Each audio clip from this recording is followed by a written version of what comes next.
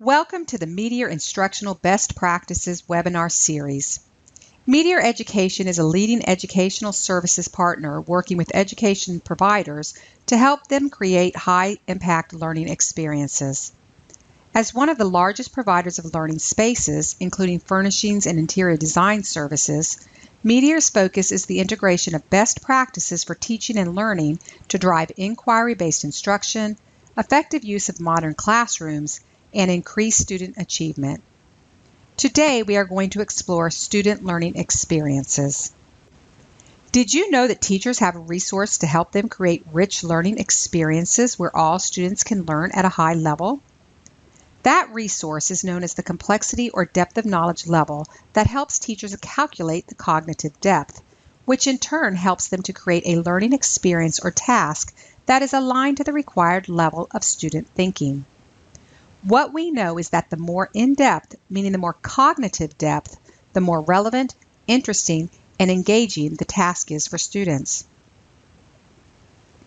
Based on Meteor's high-impact learning experiences that are an integral part of any unit or lesson design, rigor is a key principle.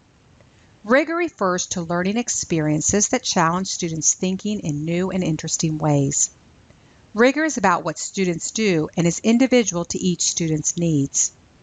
Teachers support students by scaffolding the task from recall to student strategic thinking so that they can be successful and persevere. Another Meteor principle is authentic inquiry.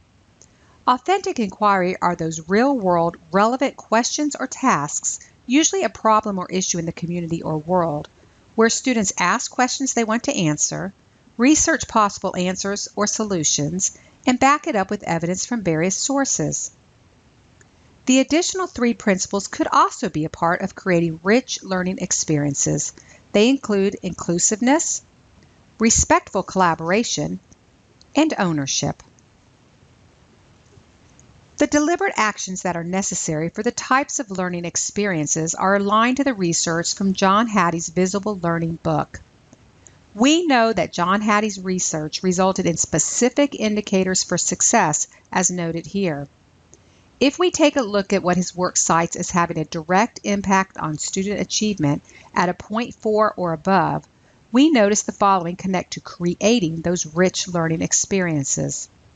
Those would be teacher expectations of students, depth of conceptual knowledge, complex task analysis, and academic discussions. So using the 5 principles for high-impact learning experiences and John Hattie's research as the connection to best practices, let's now look deeper at complexity or depth of knowledge to calculate cognitive depth when creating high-impact learning experiences. Here is what we as educators need to use as that key resource when we create those learning experiences. First, we need to make sure that we have looked at our state standards to determine the complexity or depth of knowledge that students must demonstrate to show proficiency. In other words, what is the level of student thinking that is required? Then we can look at each level and what each means in terms of questions or tasks we create that are at the appropriate level of student thinking. The 4 DOK levels are DOK 1, recall and reproduction. DOK 2, application of concepts and skills. That's book knowledge and procedures. DOK 3 is strategic thinking, an original idea where students are uncovering information. And DOK 4, extended thinking. This is a research application to something students have not seen before. So what does this specifically look like in the classroom in terms of teacher actions and student actions? At level 1, recall and reproduction, teachers have students maybe memorize something, whether simple or complex, and for questions there's only one right answer. Students either know it or they don't. At level 2, application of concepts and skills, teachers have students act on information they have memorized or learned based on DOK 1. Student actions will include understanding relationships of concepts and the ability to classify or organize information. At a DOK 2 experience, students usually must use more than one step to get to the one correct answer. At level 3, strategic thinking, Teachers provide tasks for students that need reasoning. Students are required to plan a strategy drawn on prior learning. At this level, the task a teacher provides has multiple answers and/or multiple pathways to a correct answer.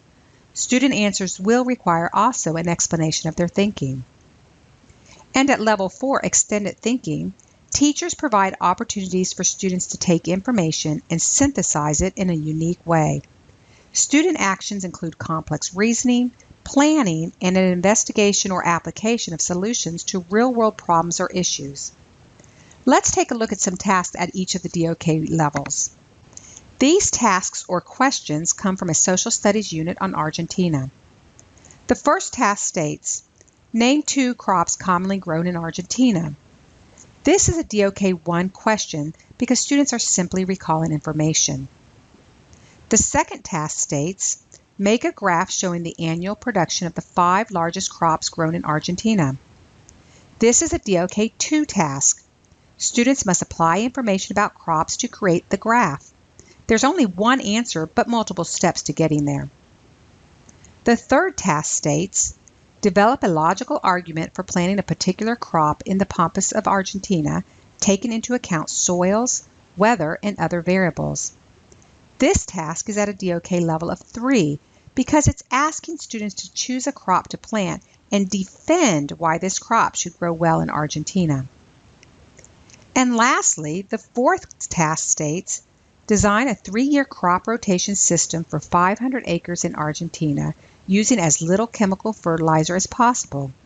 Justify your system. Project the expected costs and revenues.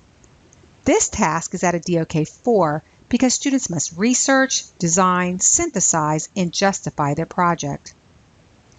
As educators, we often start at a DOK 1 type of question or task.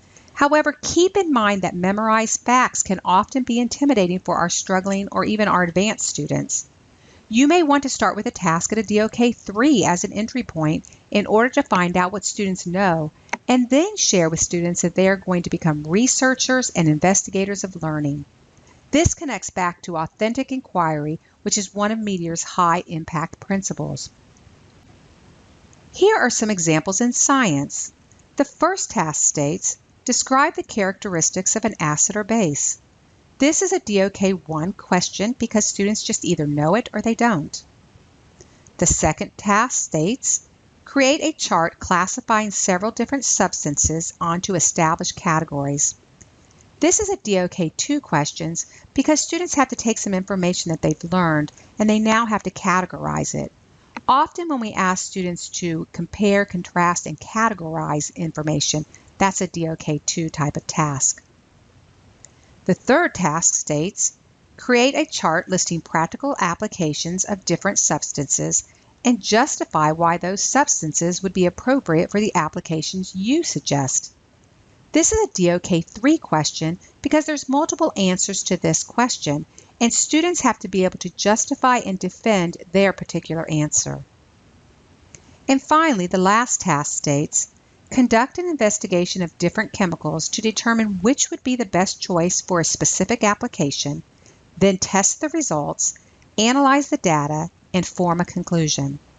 This is a DOK 4 task. It requires students to synthesize information, to research information, and to justify and defend their answers. Again, you may want to begin with the task at a DOK 3 or 4 in order to activate learning and engage those students that have difficulty with memorization and basic skills and practice. Scaffolding for students is the key. So in conclusion, teachers should use the DOK resources to help create rich learning experiences where all students can learn at high levels and to create rigorous experiences. Again, those learning experiences challenge students' thinking in new and interesting ways. They are about what students do, and they are individual to each student's needs. Here are some questions for you and/or your team to discuss based on this short webinar. What resource do you have to help you create rich learning experiences where all students can learn at a high level? And based on this new learning, what would you stop doing, modify or change, or continue doing in your classroom? Additional resources on this topic can also be found in your resource folder. This webinar series is brought to you by Meteor Education and the Center for College and Career Readiness. For more information about how Meteor Education can help you develop high-impact learning experiences, go to meteoreducation.com.